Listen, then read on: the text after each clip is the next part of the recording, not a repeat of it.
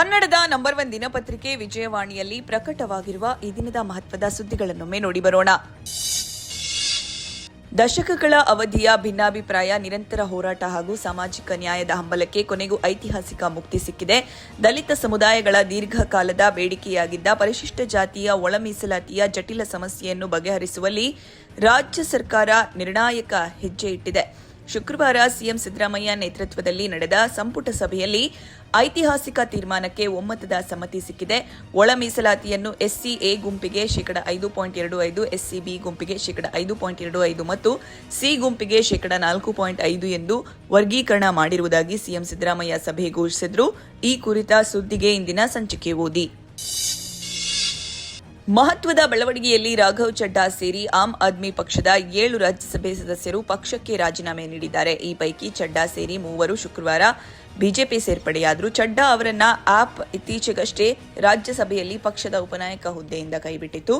Harbhajan Singh, Rajendra Gupta, Vikram ಸ್ನಾನಿ, Swati Maliwal, Ashok Mittal, Sandeep Pathak BJP ಸೇರಿದ ಇತರ ನಾಯಕರು. ಇನ್ನು ರಾಘವ್ ಚಡ್ಡಾ ಬಿಜೆಪಿಯ ಟೂಲ್ ಎಂದು ಆಮ್ ಆದ್ಮಿ ಕಿಡಿಕಾರಿದೆ. ಈ ಸುದ್ದಿಗೆ ದೇಶ ವಿದೇಶ ಪುಟ ನೋಡಿ. ಅಮೆರಿಕ ಹಾಗೂ ಇರಾನ್ ನಡುವಿನ 2ನೇ ಸುತ್ತಿನ ಶಾಂತಿ ಸಭೆಗೆ ಪಾಕಿಸ್ತಾನದಲ್ಲಿ ವೇದಿಕೆ ಸಿದ್ಧವಾಗುತ್ತಿರುವ ಸುಳಿವು ಬಹಿರಂಗಗೊಂಡಿದೆ. ಇರಾನ್ ವಿದೇಶಾಂಗ ಸಚಿವ ಅಬ್ಬಾಸ್ ಅರಾಕ್ಚಿ ಶೀಘ್ರದಲ್ಲೇ ಪಾಕಿಸ್ತಾನಕ್ಕೆ ತೆರಳಲಿದ್ದಾರೆಂದು ಇರಾನ್ನ ಸರ್ಕಾರಿ ಸ್ವಾಮ್ಯದ IRNA ಸುದ್ದಿ ಸಂಸ್ಥೆ ಹೇಳಿದೆ. ಈ ಸುದ್ದಿಗೆ ವಿಜಯವಾಣಿ ಓದಿ.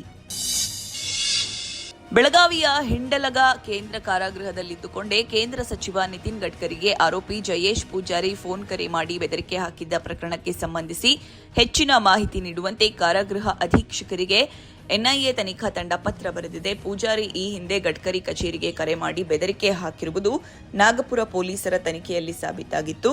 ಈ ಸುದ್ದಿಗೆ ಸಮಸ್ತ ಕರ್ನಾಟಕ ಪುಟ ನೋಡಿ.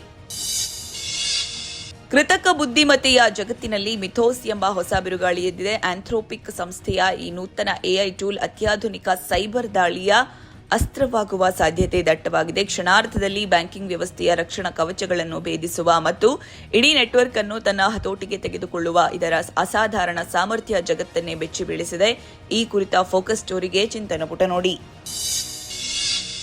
ಪೇಟಿಎಂ ಪೇಮೆಂಟ್ಸ್ ಬ್ಯಾಂಕ್ನ ಬ್ಯಾಂಕಿಂಗ್ ಪರವಾನಗಿಯನ್ನು ಭಾರತೀಯ ರಿಸರ್ವ್ ಬ್ಯಾಂಕ್ ಶುಕ್ರವಾರ ರದ್ದುಗೊಳಿಸಿದೆ. ಬ್ಯಾಂಕಿನ ವ್ಯವಹಾರಗಳು ಠೇವಣಿದಾರರ ಮತ್ತು ಸಾರ್ವಜನಿಕ ಹಿತಾಸಕ್ತಿಗೆ ವಿರುದ್ಧವಾಗಿವೆ ಎಂಬ ಕಾರಣ ನೀಡಿ ಈ ಕ್ರಮ ಕೈಗೊಳ್ಳಲಾಗಿದೆ.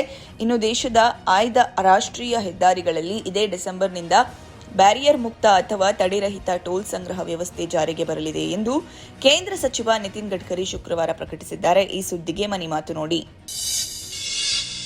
ಅತ್ಯಂತ ಮಹತ್ವದ ತೀರ್ಪೊಂದರಲ್ಲಿ ಸುಪ್ರೀಂ ಕೋರ್ಟ್ 15 ವರ್ಷದ ಬಾಲಕಿಯ 31 ವಾರದ ಗರ್ಭವನ್ನು ತೆಗೆದುಹಾಕಲು ಶುಕ್ರವಾರ ಅನುಮತಿ ನೀಡಿದೆ.